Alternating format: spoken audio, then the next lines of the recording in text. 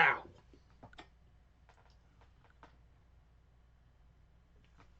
I did not get another cup of coffee. That was dumb.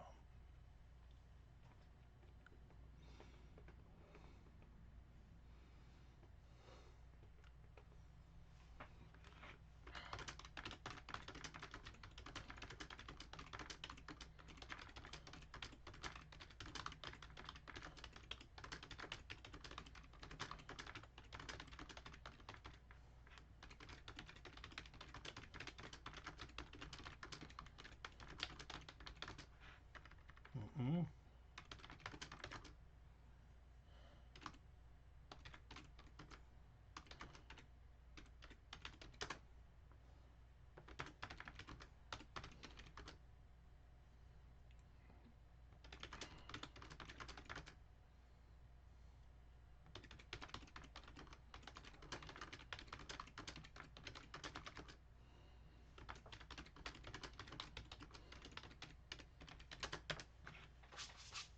Okay. Ugh. Put the fan on.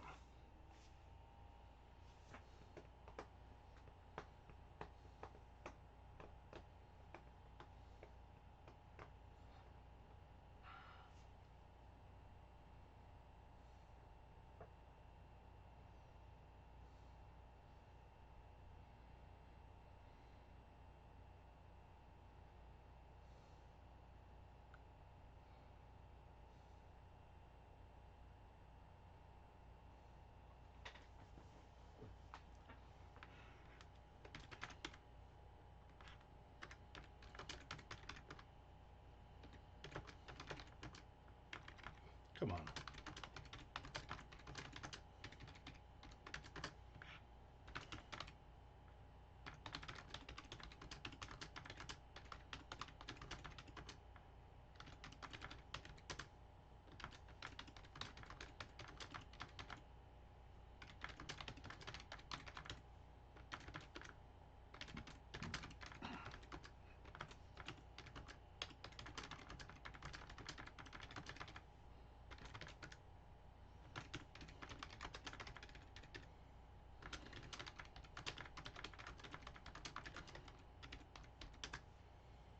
I can't spell today. Quite annoying. I can't freaking spell. It's probably bad for a writer to not to be able to spell, I would imagine. I got so worked up because YouTube Live wouldn't work. It just kept giving me a failure and kicking me out. I tried it several times. Luckily, I went on early. So now I got wasted so much time there. I didn't even make myself another cup of coffee or get a snack. I figure once I have 3, 4, 5 people on, I normally take little breaks to go to the bathroom anyway. Maybe I'll just run and make a cup of coffee.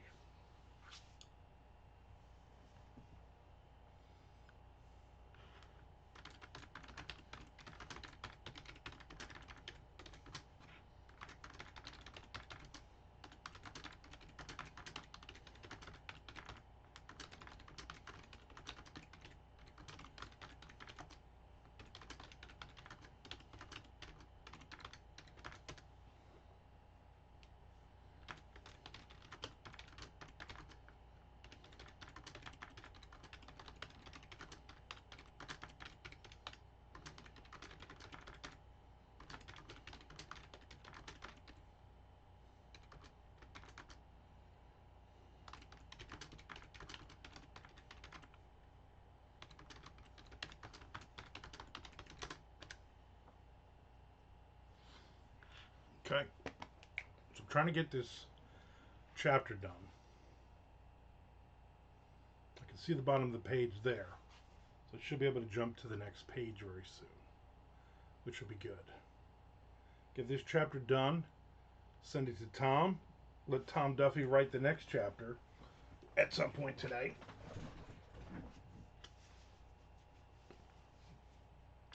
Then I have another book I'm working on. Was just watching Hing Kit Boga getting ready to scam publishing scammers. I don't know what any of those words mean. But it's Mr. Frank, so do you really even need to know what they're saying? No. And there's so many scams going around right now. Crazy amount of scams. And everybody is posting about that fantasy author chick basically just imploding. Kit Boga is a guy who has a Twitch channel that messes with phone scammers and the like. Nice. I watch a couple of different guys like that on Instagram all the time. Those are always fun.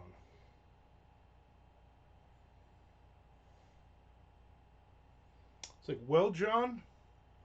Oh, by the way, that isn't your real name. Your real name is Koresh.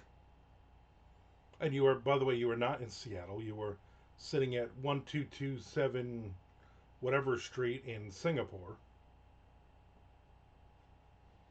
He's on everything like me. Everything but apparently YouTube Live today. That was very frustrating.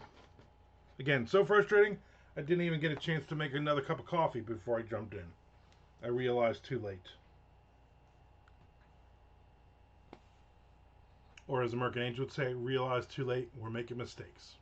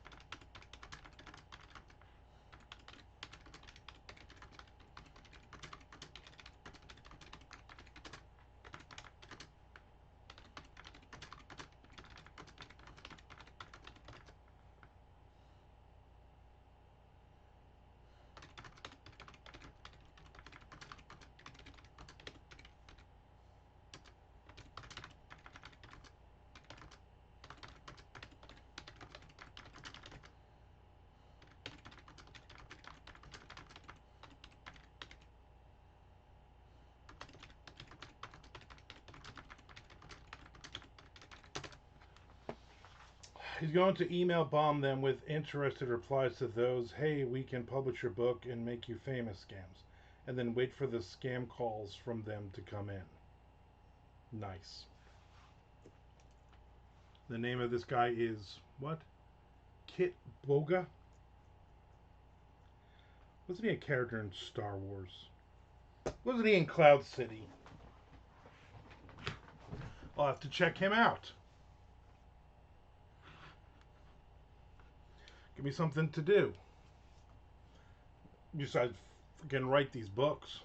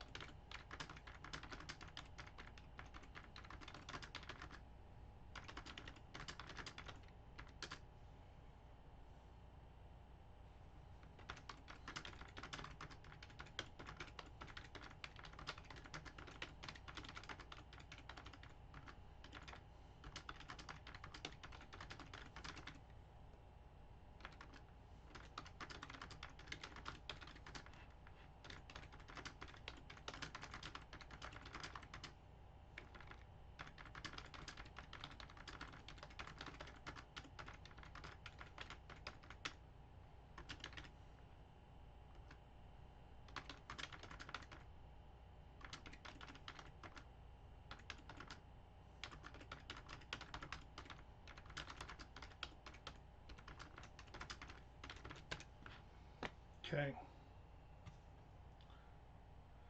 I'm sure you've seen reels or TikToks of his. Probably have. I didn't really pay attention to who it was, but there's 3 or 4 of those people that I enjoy watching their those videos.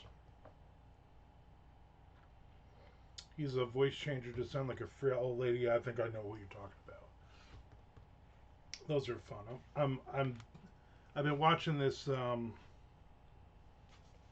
remember what her name is now,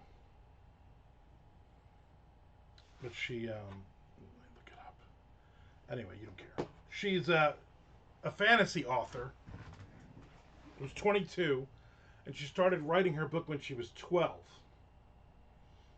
And she's apparently amazing on TikTok, and got like 100,000 people to follow her journey of writing this book and creating this world and everything.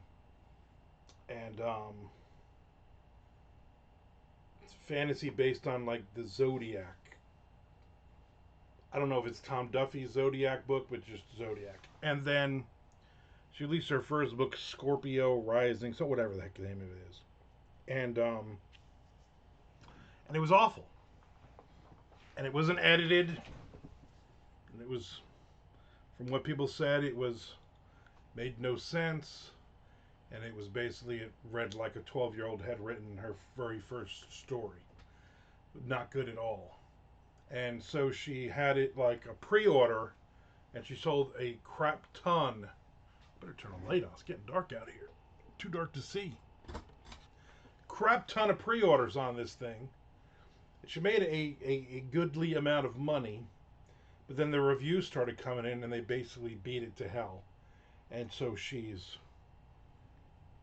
posting videos about feeling betrayed and feeling attacked and making excuses and on and on and on. And then she's like, but you know what? I'm looking for an editor, and then in 4 months I will re-release the book, and then all of those 1-star reviews will go away because I will the book will be better. And she's just basically whining. And my thing is, you know what? You got to have a thick skin in this business, and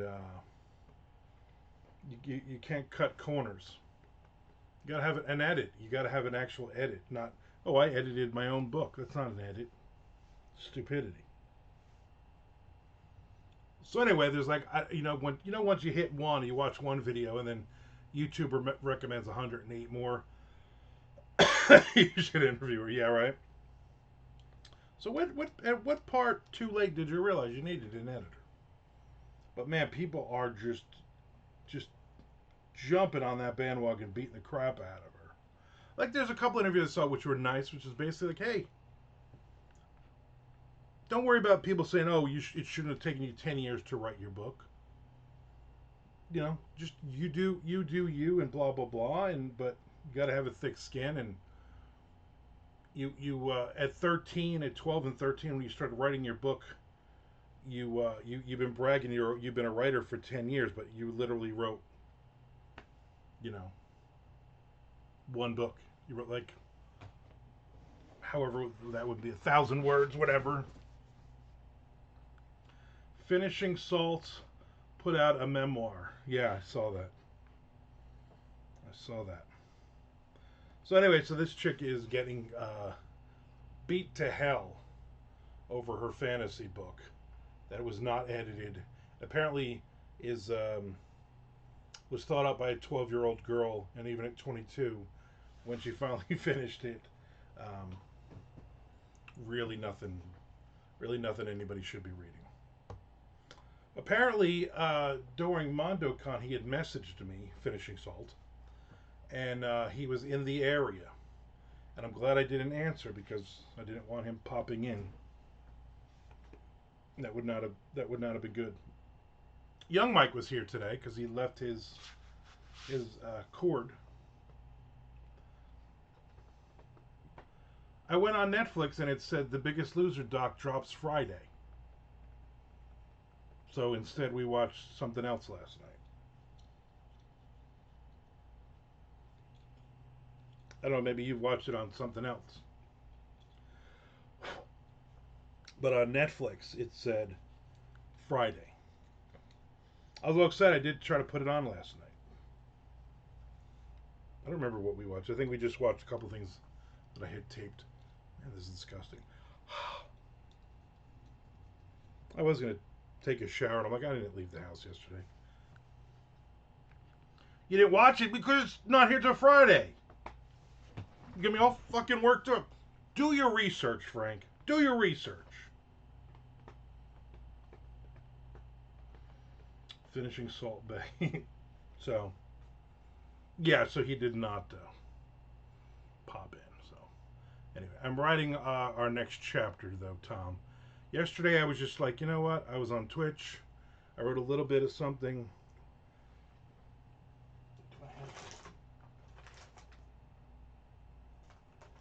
I still got my picante sauce. If anybody needs. No, I don't. I don't have any in my magic glasses wipes. Here. Maybe a napkin will help. Your shirt is just not doing it.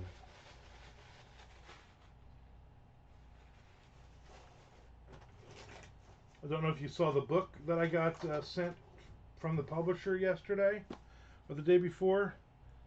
The Secret History of Bigfoot. I did a video, an unboxing, and I talked about how I don't believe in Bigfoot. Probably not a smart thing to do, but so I wish I had known this had come in. I would have given this to Chuck. He believes in this bullshit. You know, propaganda lies. You should go all Dean Koontz in this book and add a sentient dog out of nowhere. Maybe if they didn't keep it secret, we could find it. Exactly. I read more of the Christina Brinkley book last night before I went to bed. I went to bed early, like 10 o'clock. I read for a while, and I just can't relate to anything in her life she does. And that was even before she became a model and did shit that I definitely can't relate.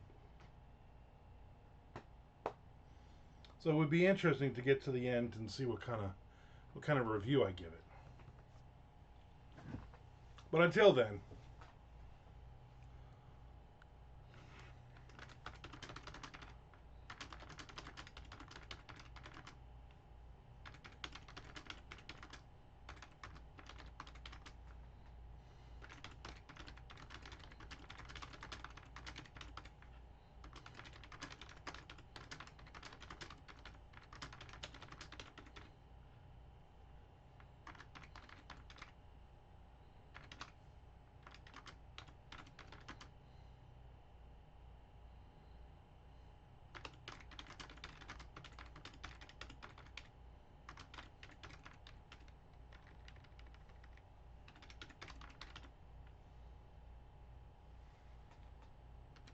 Crazy Eddie review will be out today. I recorded it last night. I just didn't want to dump a ton of other things because I did the Bo Johnson interview first. I put that out. That was scheduled already for last night. I believe 5 o'clock tonight. And you are spam. So that Crazy Eddie one should be out tonight, I believe. That guy looks familiar.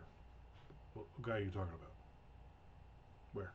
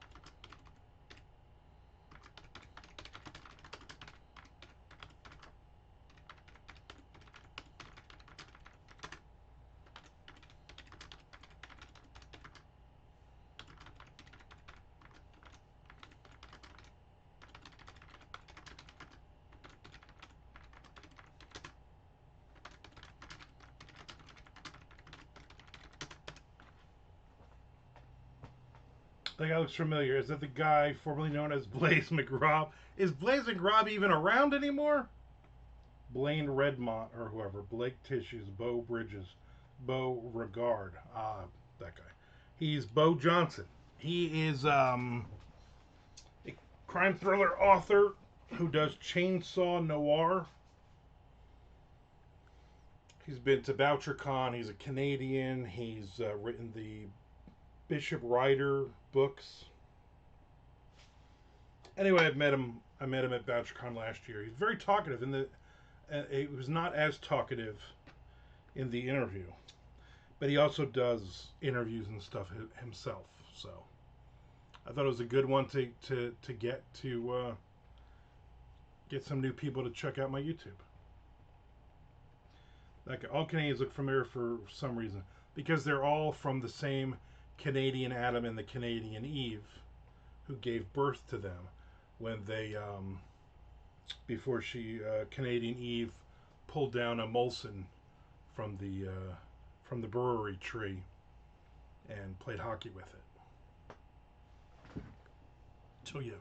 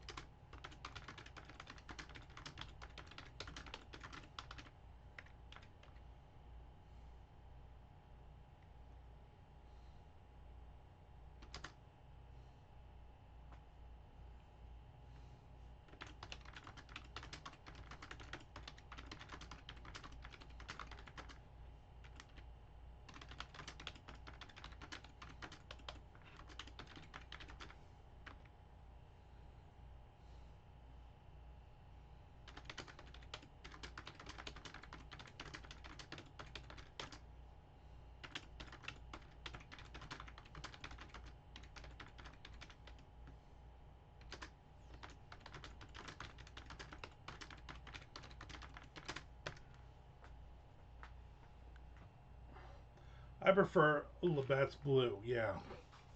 Molson tastes like Canadian dirt, familiar looking Canadian dirt. Speaking of familiar looking Canadian dirt, where is Nick Zen? Yeah, where is Nick Zen? Because I've hit another page here. Nicholas. You can't use the excuse his basement is flooded, right? Next page, Mr. Frank. You actually got that one right. Next page. Although knowing you're doing it for the next one.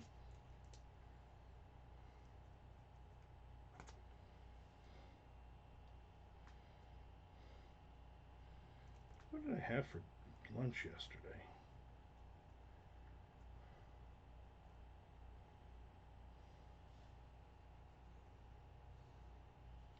Oh, yes, I had cheesesteak, peppers. He calls me. I think he wants to be here, but his hair is slowing him down. His hair looks ridiculous. And I'm not just saying that behind his back. I said it to his front and his front back. And his silverback.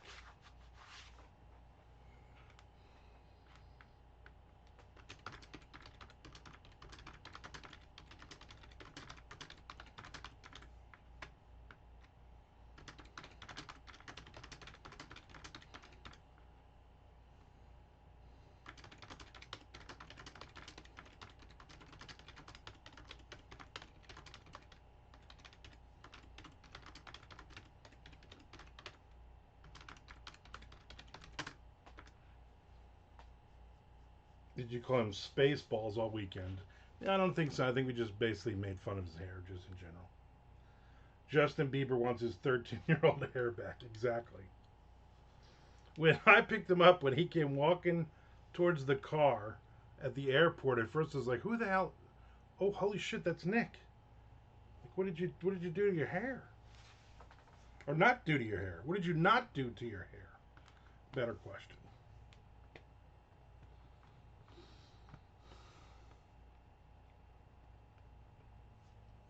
So my goal basically is to finish this chapter. Toss it back to Tom. Afternoon, Mr. Lutsky. Afternoon.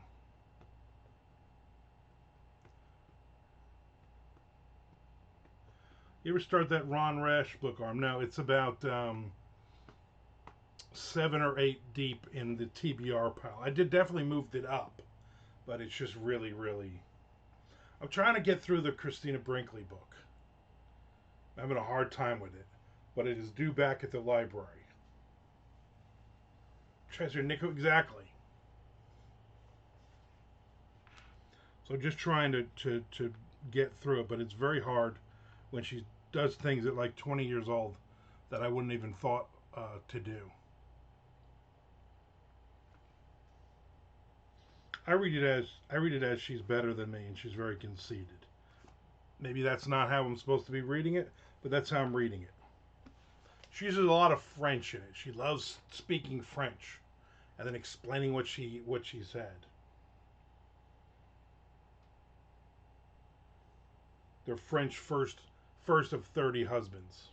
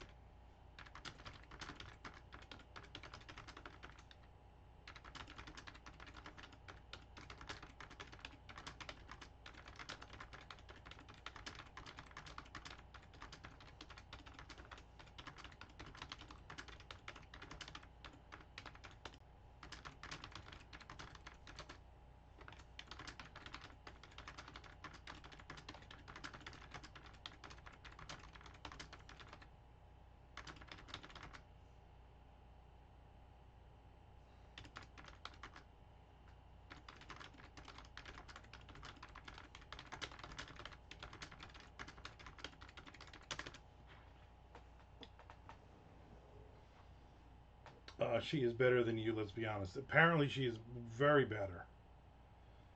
Uh-oh, Wawa is trying to get into the Buc-ee's game. They are opening the first Wawa Travel Center in North Carolina. Calm down, Wawa. Stay in your lane. There's already about 400 Wawas up here. Or less. I don't remember the exact number. It might be 400.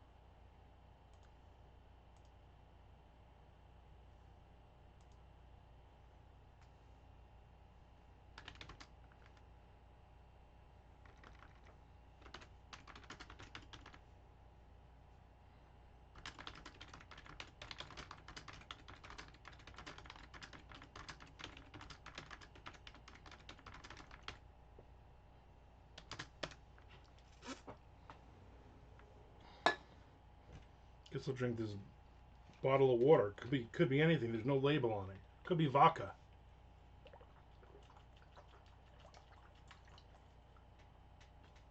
Yep, it was vodka.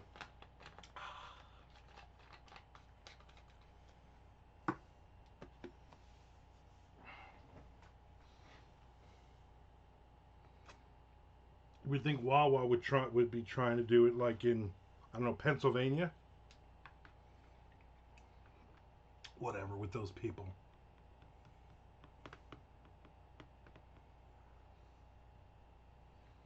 Let's see that pancake syrup. You mean hot cake syrup? Hot cake syrup. Someday I'm going to eat this. Someday. Someday all of this will be yours.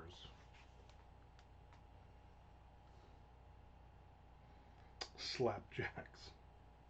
Who can go for some flapjacks? That's a line from Groundhog Day. Thank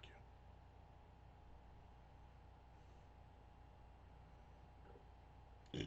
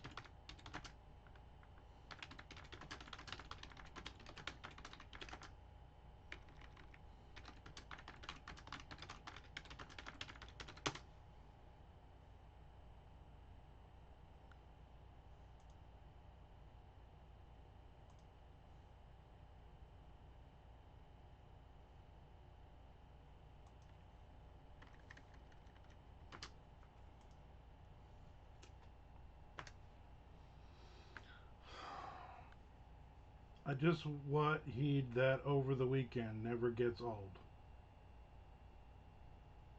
I just what he'd that I don't know the fuck you're even saying, Frank. Which is ironic, don't you think? A little too ironic. Yeah, I really do think.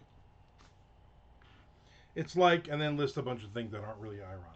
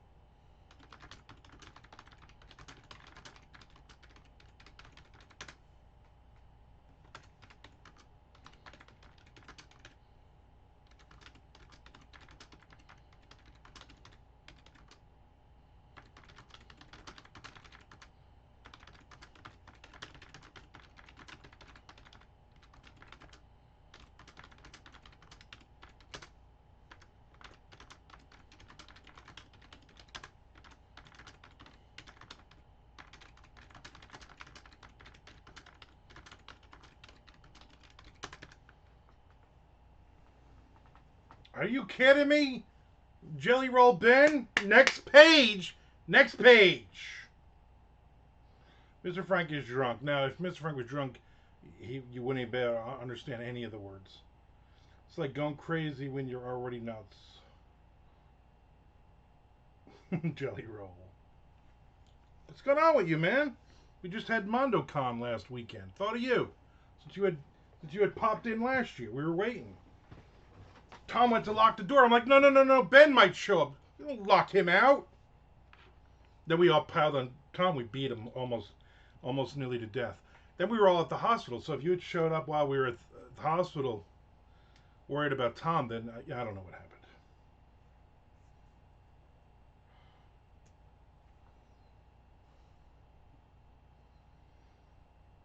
I didn't know my bad. Yeah, see, because you're not on here anymore. You don't really pay attention. See, if I hadn't come on here, if I had gone on to YouTube Live, which I was supposed to do before they wouldn't let me on, you would have totally missed. How was it? I mean, it was sad without you here, but otherwise it was very good. All right, the sun's back out. Sun's out. Guns out. Sorry.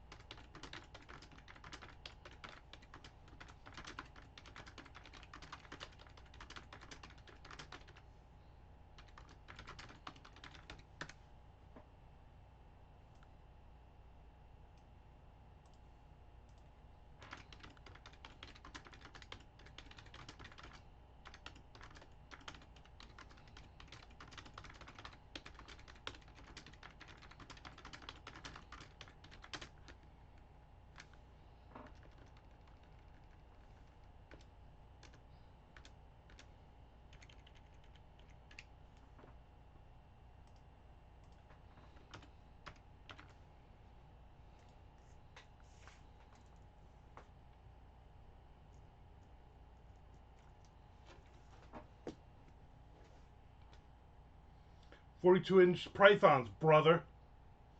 There were plethoras of donuts. Yeah, there were. I bought donuts that were spelled out "Happy Birthday, Shelly," and all different donuts. Fucking damn good. Chapter done, Tom. Get her done. Who doesn't love donuts, though? You know what I'm saying? Unless you're some kind of weird dude. That weird dude that doesn't like donuts, dude. All right, I'm glad that chapter is accounted for. I need to jump over here and do something on this now. Just don't feel like it.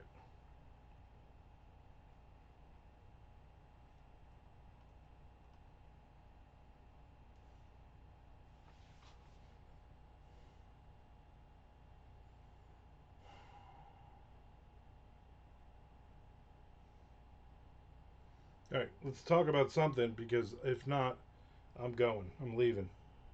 Fucking out of here. Go take a nap. I got therapy at 3 o'clock. Talk about all you people.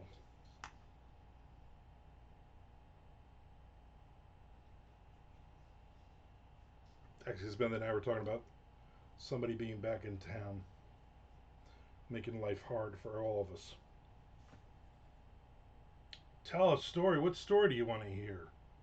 Son of a bitch. The boys. What does that mean, the boys? No, the boys are not back in town. The woman is back in town I don't like. Making my life perpetually harder. In perpetuity. What story do you want to hear, Ben? the Asian jogger. No, she hasn't. I haven't seen her in a couple days. I don't know if I even saw her during MondoCon either.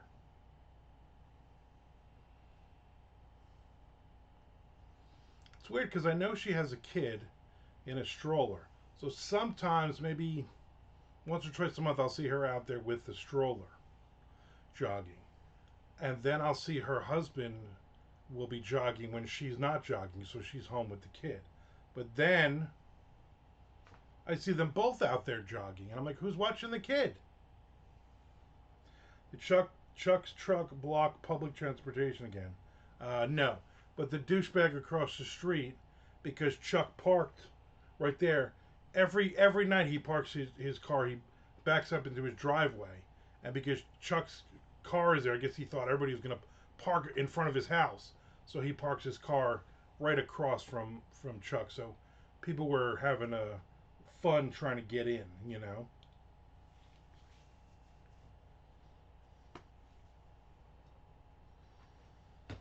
I hate that Ben spent 1,000 points, but I need some ideas for a story, or I can't tell a story. I'm fucking blank right now. I feel like I've told all the good stories already. I mean, you want to hear the story about me and Christy Brinkley hanging out? Because that didn't happen. That would be a lie of a story. I only tell true stories. Ben, if you were down here on the 30th of this month, I'm doing a. I think you went to when me and Claudia did the Pantsers versus Plotters stupid thing. We're doing it again. Actually, we're doing it again on the 30th of August, and I believe we're doing it in Clay County in October. There's Nick, finally. Finally, I say.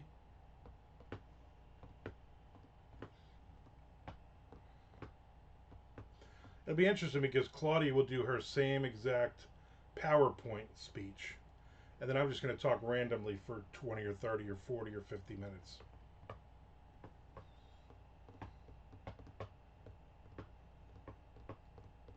Moving creepy mannequins. You shouldn't be touching those. Those are not good. Those are not safe.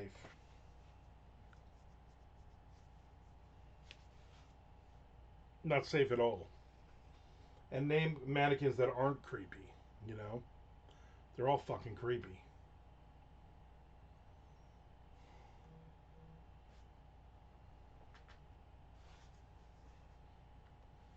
Yeah, I'm trying to work here. I'm not really working. Why the fuck do you have those? Those are fucking creepy. Oh my god, those are just where do you have those? That shit's just creepy. Nick, come on. I'm gonna show the group.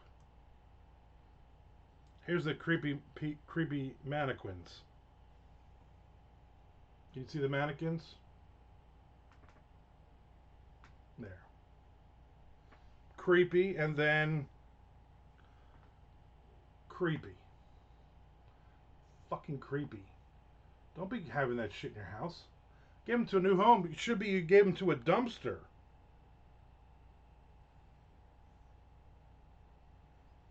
That's where you give that stuff to.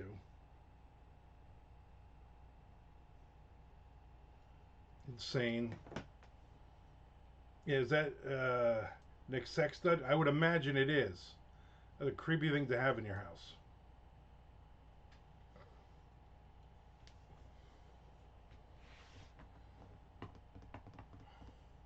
Maybe one of them is his imaginary girlfriend, though. I mean, we shouldn't be too judgmental.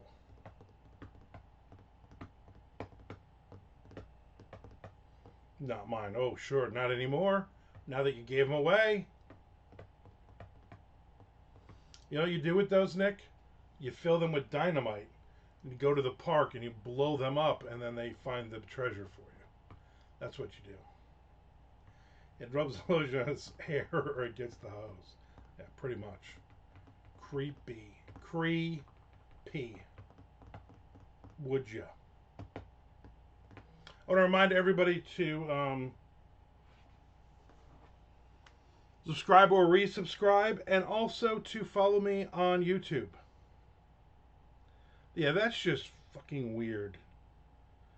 Just piles of feet and legs. Why do you have this stuff to get a leg up? Why do you have this? What? Look at this shit. Why do you have that? How do I do it? You can see it. Look at the creepiness. That's just creepy. Creepy. The story about a crazy experience while traveling. Sorry it took so long. I was on an ad break. You got to subscribe or resubscribe. The story of Jay and the hose's head on a stick. I don't know what the fuck that even means, Frank. I don't even know what that means. At all. I'll tell you a story I don't think I've told anybody. It's a story about Nebraska. I believe it was Nebraska or Iowa, somewhere in the Midwest.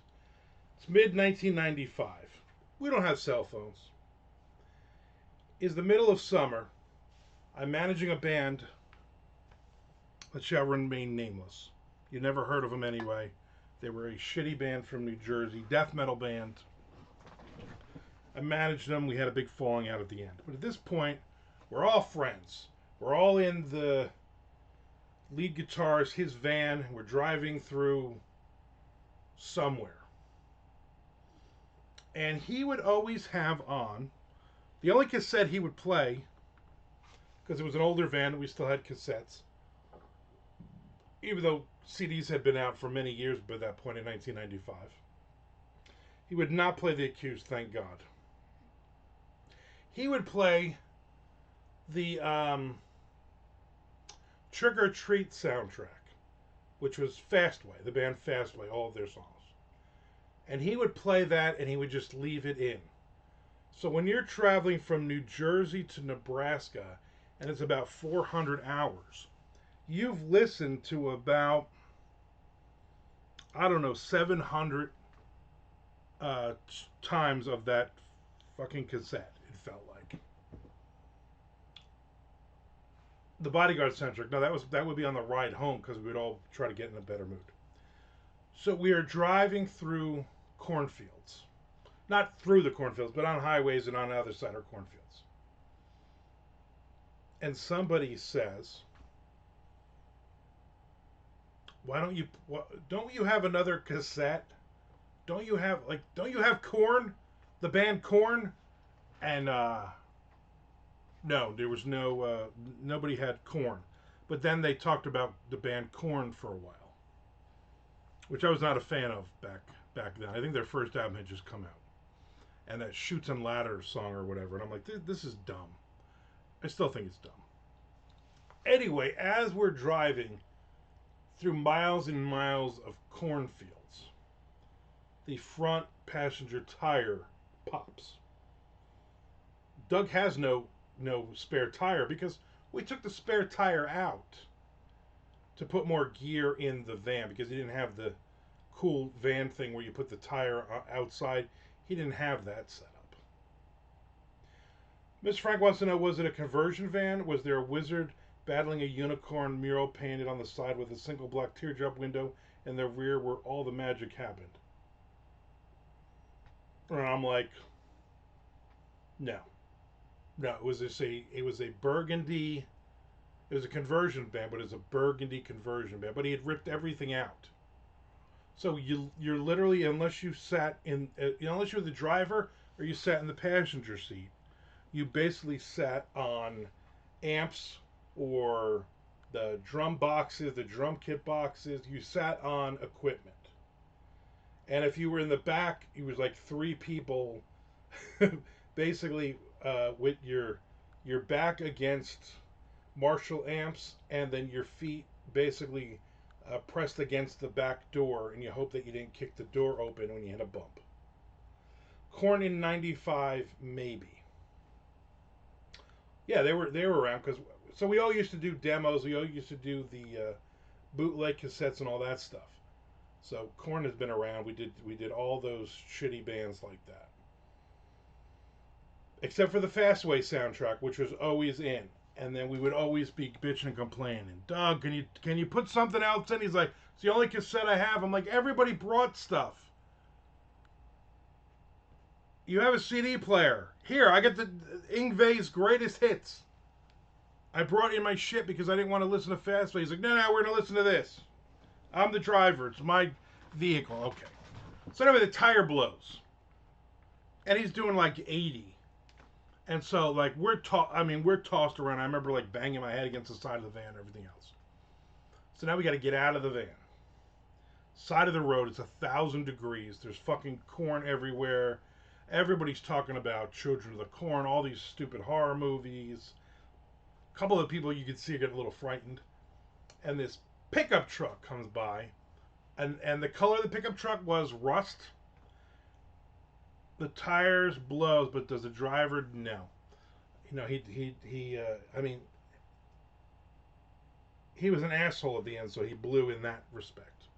He also loved Asian chicks. Loved them, even though he was married. If this van is a rockin', it's a flat tire, pretty much. So this pickup truck pulls up, and I swear 3 redneck hillbilly straight out of Casting Central get out. I remember at least one of them was wearing just overalls, no shirt, probably nothing underneath that. The guy had to be named Dieter, maybe. I don't know. Did they have Germans in Nebraska? Probably. Sure, there was a Gunther in there too, if it was a Dieter. Anyway, all 3 of them, like between the 3 of them, there was like 4 teeth. And they were like, "What's going on?" You know, and we're like, "We blew the tire." Oh, you one of those rock and roll bands? And they were like, they spread out, which I did not like. There was also a gun rack, but there was no gun. There was a gun rack in the back of the truck. And I thought we were all gonna, Nebraska's maggoty, filthy with Germans. And I thought we're all gonna die. We're literally all side of the road. These 3 hillbillies are gonna pull out knives or 22s or 23s, maybe even a 24. They're gonna kill us dead. And then they spread, and they were like circling like hillbilly sharks. And they were like looking in the back. They're like, "Oh, what's that? What are those?" And those are guitar cases. Oh, that's expensive. Now I'm like, "Oh, we're gonna get robbed." Semi-aught, exactly. Now I'm thinking we're gonna get robbed. So one of them's like, they're like, "Well, we can drive somebody up to the gas station, but it's like 37 miles away, kind of thing." Yeah, hillbilly sharks. You heard me. So Doug, who was a big dude, he passed away 3-4 years ago. He was like, "All right, John and Tom." John Zebra was the bass player. Tom May was the singer. "John and Tom, you go with him, and your 2 friends will stay out here and hang out." And then the guy was like, no, we'll just throw your buddies in the back, and then we'll all go. He's like, "No. This is how we're going to do it." And then Doug just took charge. So I could tell the 2 guys were like a little squirmy. So then Doug's like, "Watch these 2." So then they left, and Doug actually had a jacket on, and we took the tire off. And then we went and we got the tire patch, and it wasn't that bad, but we knew we were going to have to buy another tire. And before we went all the way, because I think we were going to, I know we went to Sandusky, Ohio on that trip. So we went to like New Jersey to, I think we did Toad's Place in New Haven, Connecticut. Then we hit Neary's on Staten Island. Then we went across to somewhere in like Greencastle, Pennsylvania on the western border. Then Sandusky, Ohio. And then we hit another place somewhere, and then we were going to this other place. And then I think we had like 2 more stops after that, like coming down like outside of St. Louis we were, and then Kentucky or something. I don't remember. It was like 8 or 9 shows in like 10 days. And we lived in this fucking van the whole time. Did they make it to the gig on time? We did. We did make it on time because we had Doug liked to get there super early. And a lot of times we would like park Like anytime they played Obsessions in Randolph, New Jersey, load in is 4 o'clock. We were there at like 11 in the morning, and then just sitting in a fucking parking lot for 5 hours. No, Syracuse, New York. The scene is huge up there. Not in '95, not so much, but we did play up in Poughkeepsie and Saratoga and Binghamton. We did play shows up in those areas. Buffalo, Buffalo was actually very big for death metal stuff because the Cannibal Corpse. I think they were. I don't know if they were still there in '95, but I know that was right around there that they moved to Tampa. Anyway, so the hillbillies finally he comes back like an hour. We're just in the middle of fucking nowhere, and these two hillbillies are like, "You got any food? You got anything to drink?" We're like, "No, we got nothing." And we didn't. We had nothing. And so they're walking through the fields, shucking corn, and I'm like, "Are you guys? You're just gonna eat the corn right off the stalk like that?" And they're like, "How do you think you eat? How do you think you get corn?" I'm like, "I don't know, but I'm not eating corn like that." Just seemed weird, like bugs were gonna be on my corn or something. I remember that big Goo Goo Dolls Cannibal Corpse show up in Buffalo in '92. Oh yeah, huge, fucking huge. Those two bands. When the Goo Goo Dolls were heavier than Cannibal Corpse. Johnny Resnick with the Cookie Monster growl. I think that was his name. So then they finally come back with a patch tire. We put the patch tire, and then these guys were like, "Where are you headed?" Yeah, Annie DeFranco definitely opened. Where are you headed? And we were like, wherever, and it was like maybe like 100 miles or something. They're like, we'll follow you over there. Did we get free tickets? And Doug's like, yeah, we'll put you on the guest list. We don't care. He's like, we'll bring some other people. Like we can give you like five free tickets. We didn't even know if we could do that.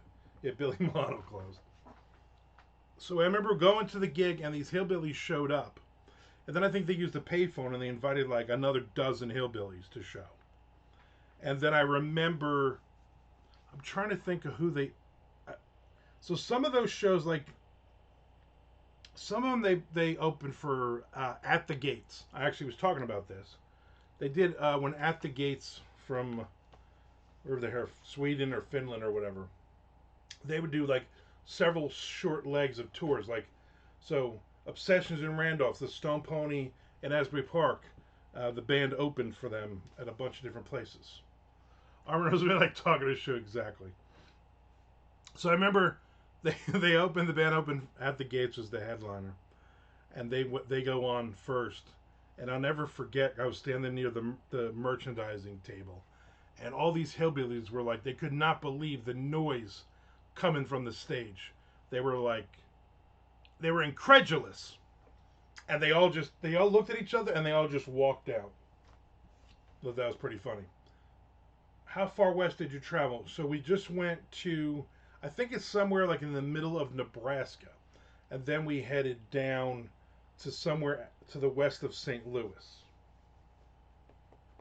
or across whatever it was. I mean, they when I was with them, we went all the way to um, not to Vegas or Reno, but we were in Nevada.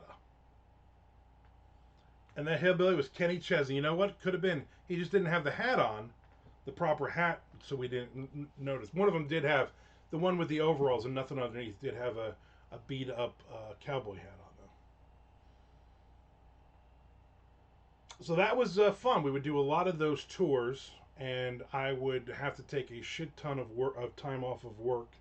So all of my for like 2 years, all of my vacation time and sick days and everything else was that. But a lot of their shows were New York, New Jersey, Pennsylvania, Connecticut, Massachusetts, Delaware. We play was it the Stone in, is that the name of the Stone in Delaware, Newark, Delaware, Newark, Delaware. Megadeth, Nevada. No, that was Arizona. Yeah. So and they opened for some pretty. They opened for Creator. They opened up for At the Gates. They opened up for I don't know a bunch of those bands that all sound the same. Immolation. Revenant they played with, Ripping Corpse they played with, Dim Mak, a lot of bands. It was fun. It was a fun time. Willie Nelson, right? I forgot. Willie Nelson opened for him a couple of times. Anvil, no, they never played with Anvil. They were great. They were a death metal band. I would room if we actually got rooms. I would room with Tom, the singer, because he also liked big women, and we would double team a couple of big women as any chance we got. And then Doug, who's married, but he loved Asian chicks. God, he loved Asian chicks. I'm not gonna say he cheated on his wife hundreds of times. I'm just gonna say he liked Asian chicks. Now Venom wasn't really touring around, back then. The states. There's a lot. It was a ton of black metal bands that like did like one or two shows in the U.S. and they did like we went up to Milwaukee for one of the Milwaukee death festivals. Or two of those, I think we went. The Fast Lane used to do did one back then. That was 95 or 96. So oh, black metal. So Living Color. Yeah, exactly. Living Color. Yeah, that seems racist that you would even say that. So yeah, so there's my story. We almost got killed by hillbillies.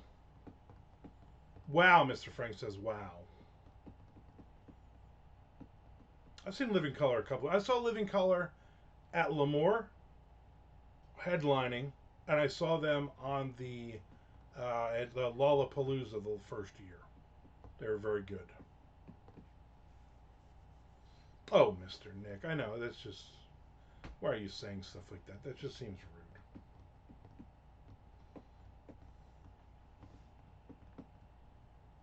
So it was a fun time. I managed other bands around the time. I worked for Black Moon Music and Jim Clark, who was a music producer who did that. He produced the Rick Springfield album with the dog on the cover and a couple of other things.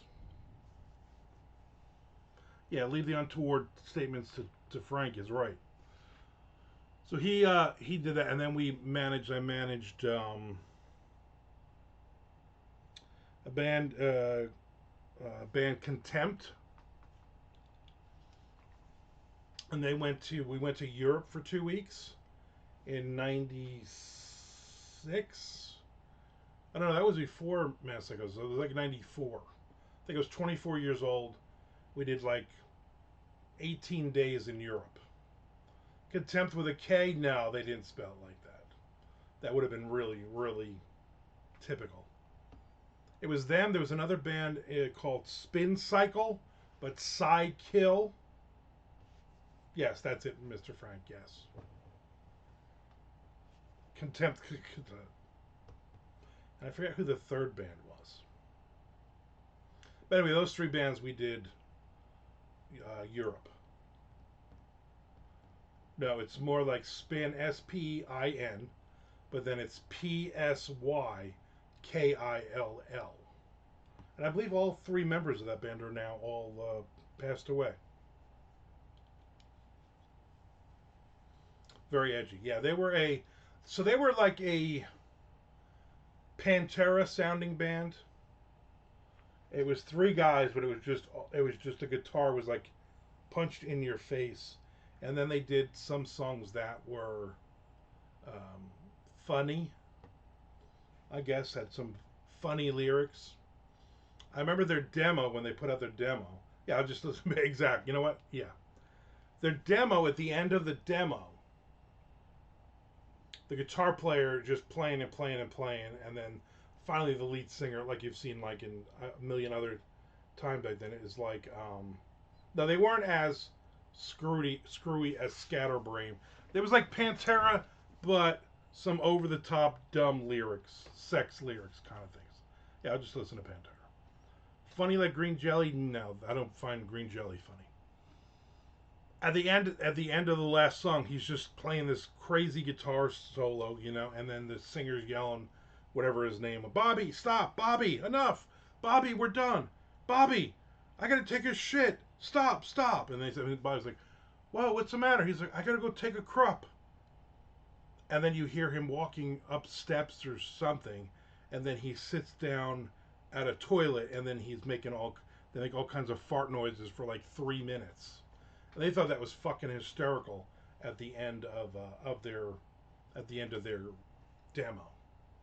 I'm like, oh, okay. No one will listen to this. As soon as the guitar solo starts, then they were like, nope. Okay, now we know we can turn the cassette off, kind of thing. But anyway, we went to Europe for several shows, and I barely saw any of Europe. And it rained. It was fucking cold. And the food was awful. And I remember I had diarrhea, like from the moment we got off the fucking planes. Just one plane, actually, just the plane. Not, we didn't each have our own plane. I flew in on my Cessna. But it was a good time. I did have sex with a European girl. I had sex with a girl in Eindhoven, Holland, and I had sex with a girl in Essen. I believe it was Essen, Germany. Could have been anywhere in Germany though. I think Essen. I don't know. Again, it was 30 years ago. I wonder what those girls are doing now. I'm sure they still miss me. My American penis.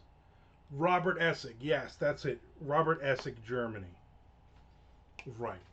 Danzig, Germany, I believe we were. I don't even remember all the places we went. I know we were in London. I knew we were in Oslo, Norway, Eindhoven, somewhere in Germany, someplace in Austria. We never did Ireland, Scotland, or Wales. Did she cry out? If that means you have a very small American penis, then yes, she definitely did call that out. Yes. Maybe I'll tell you my whole European story one time, but today is not that day because I went a minute and an hour and 13 minutes. Pretty good. Thanks everybody for hanging out with me. I got some writing in. Threw that story back to Thomas. Mr. Duffy, if you're nasty. And I guess Frank's just going to talk in German for a while, and I'm going to sign off. Thank you for paying for the story. I appreciate it. I don't think I've ever told that story. You know, I'll come back and get another story. I want to remind everybody to subscribe or resubscribe. If you're watching this after the fact, also thank you. I appreciate it. I'm not judging. And also follow me on YouTube. Watch a couple of videos. I don't know what the hell you're even saying, Frank.